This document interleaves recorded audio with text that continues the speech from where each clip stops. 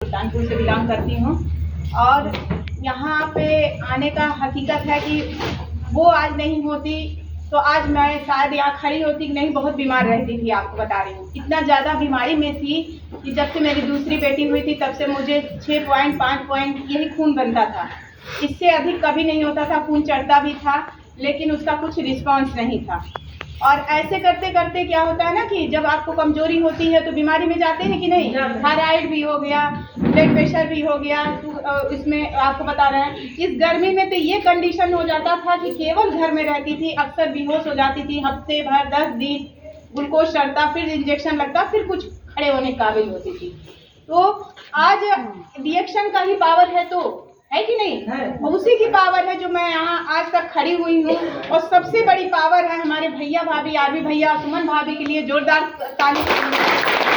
King of herb इसके बारे में नहीं बताए होते, इस जड़ी बूटी के बारे में नहीं बताए होते तो आज शायद मैं यहाँ पर नहीं खड़ी होती। सही बात है कि हम सभी भाई बहन जो भी हैं पढ़े लिखे होते हैं, ये सोचते हैं, हमको घमंड होता है कि हम पढ़े लिखे हैं। क्यों बताएं, क्यों ये चाय कॉफी बेचे, पढ़ाई का एक काम हो जाता है। मुझे भी आपको बता रहे हैं नौकरी करना चाहते थे, बीमारी में तो जा ही चुके थे इतना ज़्यादा, वो सारी कहानी खत्म हो चुकी थी कि मैं पढ़ लिख करके आज मैं IAS का भी पेपर दे चुकी थी, एक पेपर दे चुकी थी। हस्बैंड को भी बहुत पसंद था नौकरी करना, लेकिन वही था ना, बीमारी हो गई तो सब काम बेकार हो गया, सपने सब खत्म हो गए मन में। लेकिन आज भाभी के द्वारा जब मुझे ये रिएक्शन मिलता है, ये प्रोडक्ट मिलता है, ये दोनों प्रोडक्ट वो मुझे घर पे बुला करके खिलाना पिलाना स्टार्ट करती हैं। थोड़ा बहुत उसी जिस मोहल्ले में रहती हैं भाभी, वहीं पर मेरा भी अपना मकान है।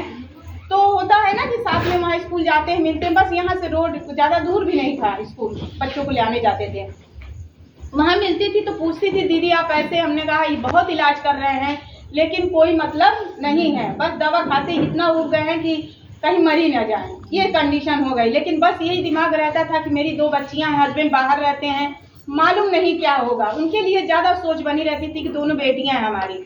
लेकिन उन्होंने बताया कि नहीं दीदी इसको खाइए पीजिए, और उनके घर पे भी जाने लगे, बुलाती थी चाय कॉफ़ी पीने के लिए, क्योंकि मैं दूध की चाय पीती थी, काली चाय कभी पीती नहीं थी। बताई ना भाभी, इस शहर से थी तो काली चाय का नामो निशान ही नहीं था। मतलब शहर का पूरा माहौल था, गांव से मैं हूँ ही नहीं, मेरा कुछ भी मतलब नहीं है। तो जब ये बताना चालू की कि नहीं दीदी ठीक है दूध में आप पीजिए, लेकिन काली चाय या इसका पानी इस तरीके आप बना के पीना स्टार्ट करेंगी तो आप जान लीजिए कि जल्दी स्वस्थ हो जाएंगी और अच्छा आराम। उस चाय के लिए, क्योंकि मैं चाय पीने की बहुत शौकीन थी तो इसके लिए गाली भी सुनती थी, आपको बता रहे हैं इतना ज़्यादा।